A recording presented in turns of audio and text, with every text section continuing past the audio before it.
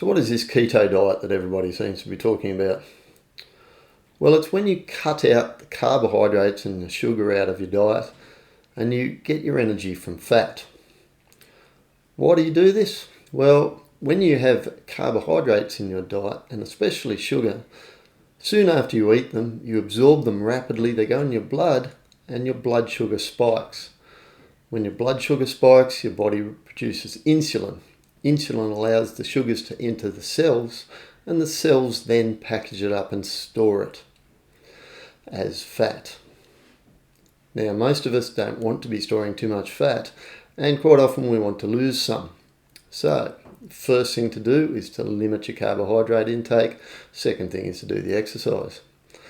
Now, when we have a look at the diet that you can live on as a keto diet, you have to cut out things like breads, pasta, rice, and any other carbohydrate-rich foods. Now, that includes some things like most seeds. Nuts are a little bit high in carbohydrate, some of them, so you've got to limit the nuts. Things like beans are also seeds, so they will be high in carbohydrate.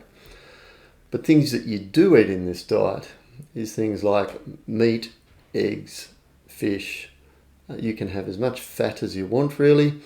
Within reason, you still stay within the 2,000 odd calories a day, but fat is where you're going to get your energy source, so fat's not a bad thing in this diet.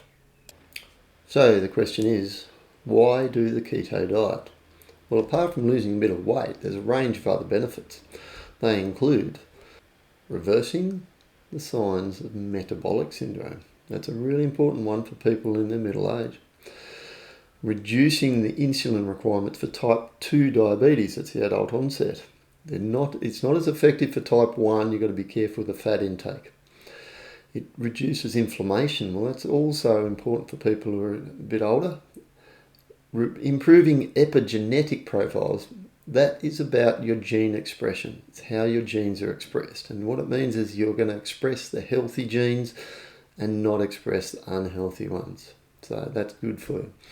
It can alter your microbiome in your gut, improve lipid profiles, so you'll end up with more brown fat and less white fat.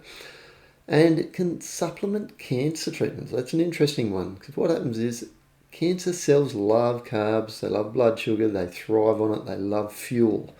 You take the fuel away from the cancer cells, they're easier to kill. So they actually use keto as part of cancer treatments. It potentially also makes you live longer and can improve your brain function. So many reasons to have a go at this diet and to limit carbohydrates.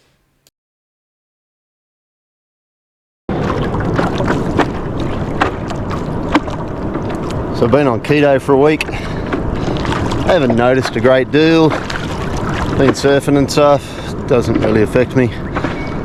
Been pretty strict. Only had maybe a banana a day. It's the only carbs I'll eat. Having a fair bit of meat, a bit of fish and salad, just without tomato and corn and stuff that might have sugar and carbs in it. Just mainly greens. And don't know if I lost any weight at all, but certainly not affecting me in a negative way, so I can cruise along like this a bit. I'll keep you tuned. I'll put a wave on the end of this so you can see me catch one, or you can go to my other channel, Tassie Water Sports, and have a look. Beautiful day.